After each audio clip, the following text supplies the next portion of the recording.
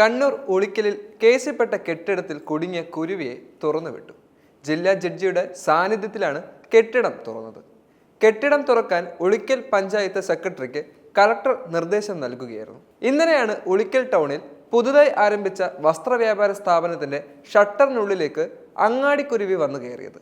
ഗ്ലാസിലെ ചെറിയ ദ്വാരത്തിലൂടെ അകത്തേക്ക് കയറിയ പക്ഷിയോട് പക്ഷി കേസിൽപ്പെട്ട് സീൽ ചെയ്ത കെട്ടിടമാണെന്നതെന്ന് ഒരുത്തനും പറഞ്ഞു കൊടുത്തില്ല.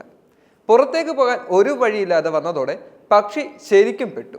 മാസങ്ങൾക്ക് മുമ്പ് വ്യാപാരികൾ തമ്മിലുണ്ടായ തർക്കത്തെ തുടർന്ന് കോടതി നിർദ്ദേശപ്രകാരം കെട്ടിടം സീൽ ചെയ്യുകയായിരുന്നു. ലക്ഷങ്ങൾ മുടക്കി നിർമ്മിച്ച ഗ്ലാസ് പാളികൾ പൊളിക്കാനും പ്രായോഗികമായിരുന്നില്ല ഒരവസ്ഥയായിരുന്നു അവിടെ. അങ്ങാടിക്കുരുവിയുടെ അവസ്ഥ കണ്ട് സമീപത്തെ വ്യാപാരികളും ടാക്സി തൊഴിലാളികളും വെള്ളവും തീറ്റയും ഉള്ളിലേക്ക് എത്തിക്കാൻ ശ്രമങ്ങൾ നടത്തുകയും ചെയ്തു. എന്നാൽ ഇത് പൂർണ്ണമായും വിജയിച്ചില്ല. വില്ലേജ് ഓഫീസർ സ്ഥലത്തെത്തുകയും ജില്ലാ കളക്ടറെ വിവരം അറിയിക്കുകയുമായിരുന്നു. കുരുവിയെ രക്ഷിക്കാനായെങ്കിലും വെള്ളവും ആഹാരവും നൽകി നാട്ടുകാർ കുരുവിയുടെ ജീവന് കരുതലേകുകയും ചെയ്തിരുന്നു. എന്താണെങ്കിലും പ്രകൃതിയോട് ഇണങ്ങി ജീവിക്കാൻ മനുഷ്യന് കഴിയുന്നത് പോലെ തന്നെ മൃഗങ്ങൾക്കും സാധിക്കണമെന്നില്ല. അതുകൊണ്ടായിരിക്കാം കേസിൽപ്പെടുന്നതോ അതുപോലെയുള്ള നൂലാമാലകളൊന്നും തന്നെ കുരുവിക്കറിയില്ലാത്തത്.